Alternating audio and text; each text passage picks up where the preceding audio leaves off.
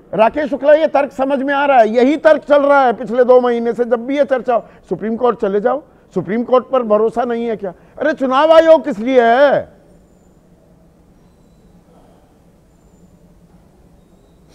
संदीप भाई, आपकी आदत ठीक नहीं है। आप अतुल जी से सीधा सवाल कर देते हैं कि आपके बीएलए क्या कर रहे हैं। वो बेचारे अतुल जी करें क्या? उत्तर प्रदेश में भारतीय जनता पार्टी 1,56,000 बीएलए दी है, समाजवादी पार्टी 1,21,000 बीएलए दी है, बहुजन समाज पार्टी 1,00,000 बीएलए दी है और कांग्रेस सिर्फ 16,000 बीएलए दे पाई है। तो अब ऐसे में बीएलए को ढूंढे बीएलओ या बीएलए ढूंढे बीएलओ को? फिर आप यदि चुनाव आयोग और ये संतुलित बहस करने का सवाल था क्या? बीएलए की बात ही क्यों आए? बीएलओ क्या कर रहे हैं और बीएलओ को ट्रेनिंग दी गई क्या, और 1 महीने का ये दबाव क्यों बनाया जा रहा है? इन सवालों के जवाब तो देने चाहिए ना चुनाव आयोग को।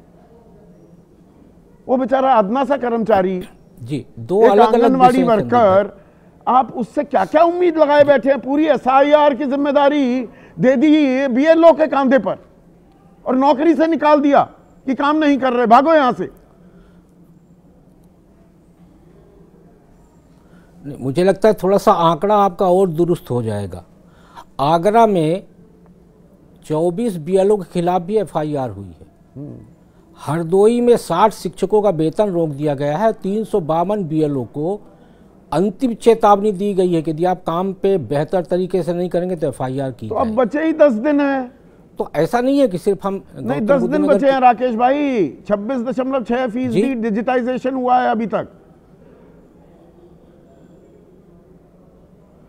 हाँ, मैं वही कहने जा रहा हूँ कि देखिए 2 पक्ष हैं वहाँ पे, बीएलओ को लेके 2 पक्ष हैं, क्योंकि आपका वास्तव में ये कार्यक्रम बिल्कुल निष्पक्ष है, इसलिए मैं दोनों पक्ष की बात कर रहा हूँ।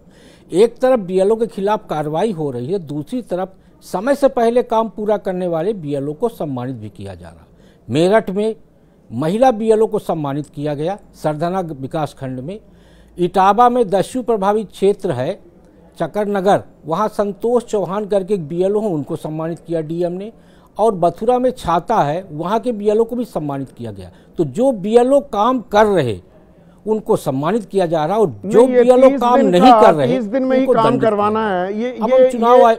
ये ऐसी जल्दबाजी क्यों? सम्मानित तो कर दिया। मैं इसी पे आ रहा हूं अब कि जो समय की बात है, आपका सवाल बिल्कुल उचित है कि समय को लेकर जल्दबाजी क्यों। और ये सवाल निश्चित तौर पे चुनाव आयोग की कार्यपद्धति को संदिग्ध करता है। आप याद करिए, कुछ समय पहले आप निश्चित तौर पे कनॉट प्लेस गए होंगे। कनॉट प्लेस में सेंटर पार्क के ऊपर एक आपने शेर का प्रतीक देखा होगा, मेक इन इंडिया करके था, और वो शेर खड़ा था उसमें, और उस शेर में तमाम तरह के कलपुर्जे दिखाई देते थे, लेकिन वो शेर किसी काम का नहीं था। चुनाव आयोग भी वही है।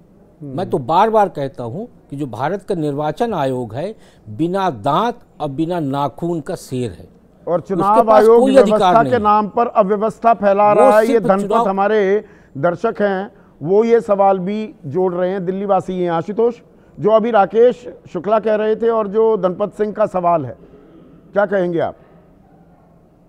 देखिए, राकेश जी का सवाल बहुत अच्छा है, लेकिन मैं थोड़ा सा उससे अलग एक बात कहूंगा। ये जो एक नैरेटिव गढ़ दिया गया कि बीएलए क्या कर रहे हैं, अरे भाई सरकार का काम है, बीएलओ का काम है, बीएलए कहां से आ गया? बिल्कुल, बीएलए कहां से आ गया? ये उल्टा मतलब अब मलुक नागर जी कह रहे हैं अरे जी कंप्लेन करिए और उसके बाद हम सुप्रीम कोर्ट चले जाइए। मतलब क्या बकवासबाजी हो रही, मुझे तो समझ में नहीं आता इस देश के अंदर। मतलब आपकी कोई जिम्मेदारी नहीं है, इलेक्शन कमीशन की कोई जिम्मेदारी नहीं, मोदी सरकार की कोई जिम्मेदारी नहीं है, और योगी सरकार की कोई जिम्मेदारी नहीं। आप कंप्लेन करिए, सुप्रीम कोर्ट चले जाइए।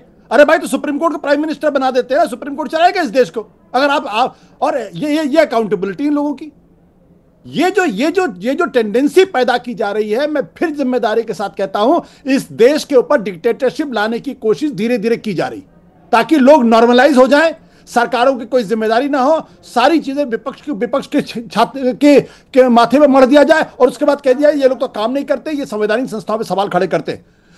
ज्ञानेश कुमार जी जिस तरीके से काम कर रहे हैं, ये भारत के लोकतंत्र को अंदर से पूरी तरीके से तोड़ने की कोशिश का आरोप मैं लगा रहा हूं इनके ऊपर।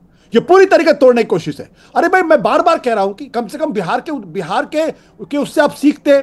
आप 1 महीने नहीं 3 महीने का वक्त दीजिए। अगर आपकी मंशा साफ गया है क्या, और आप थोड़े आप नहीं यहाँ पर एक मिनट आशुतोष, मलूक नागर थोड़ी आपत्ति भी दर्ज करा रहे हैं। मेरा व्यक्तिगत नाम लेकर बात रखी गई है। मैं विधायक भी रहा हूँ, मैं सांसद भी रहा हूँ, और अभी भी पार्टी का राष्ट्रीय महासचिव 2 स्टेट का इंचार्ज हूँ। आशुतोष जी, आप तो बहुत सीनियर पत्रकार रहे हैं, संवैधानिक संस्था है, सरकार को इसमें क्यों जोड़ रहे हो? सरकार पे आरोप लगा रहे हो। एक तरफ से सरकार चला रही है, सरकार का क्या लेना देना है? आप भी आरोप लगाओ, हमारी कोई दिक्कत होगी। हमने भी कहा बचाव में, हमने भी कहा हमारे बल्कि चुनाव आयोग के बचाव में नहीं उतरे, हमने भी कहा हमारे भी वोट नहीं बने, चुनाव आयोग के बचाव में उतर जाती है। अपनी रिक्वेस्ट रख रहे हैं, चुनाव आयोग संवेदन होकर के संज्ञान लेगा कह रहे हैं, पर सरकार का क्या हस्तक्षेप है संवैधानिक संस्था में? ठीक है, आखिरी कमेंट 30 सेकेंड आशुतोष, सिर्फ स्क्रीन पर। आशुतोष को लाइए स्क्रीन पर पीसीआर। इस देश के अंदर किसी आईएएस ऑफिसर की कोई जिम्मेदारी नहीं होती। बेचारे रुक जाइए मलूक भाई, किसी डीएम के खिलाफ कार्रवाई नहीं होती। आईएएस ऑफिसर मजे काटते हैं इस देश के अंदर, आप पूरी तरीके से मजे काटते हैं। वो बेचारा बीएलओ जो 20,000 रुपए कमा रहा होगा, 25,000 रुपए कमा रहा होगा, 30,000, आप उसकी नौकरी खाने की धमकी दे रहे हैं? नहीं, नौकरी धमकी नहीं। 181 booth level officers from anganwadi कार्डर हैव बीन टर्मिनेटेड, उनकी नौकरी खाली गई है। 181 गरीबों के ऊपर अत्याचार किया जा रहा है। कार्यकर्ताओं की जो बीएलओ का काम कर रहे थे, जिम्मेदारी निभा रहे थे। तो यहां पर सवालों के जवाब देखिए, हम गोल गोल कई दिनों से घूम रहे हैं, और उसकी मुख्य वजह यह है कि चुनाव आयोग एक प्रेस कॉन्फ्रेंस क्यों नहीं कर देता? जो सवाल हैं, और एक आधा सवाल नहीं है, दर्जनों सवाल हैं, उन सवालों के जवाब दे दो, और ये बलि का बकरा ना बनाओ एक बीएलए को। और इत्मीनान से, ये शब्द मैंने पहले भी इस्तेमाल किए, इत्मीनान और इम्तिहान। इत्मीनान से काम हो, इम्तिहान ना लिया जाए मतदाता का। ऐसा संभव है क्या? सोचिए इस बारे में। आज बस इतना ही।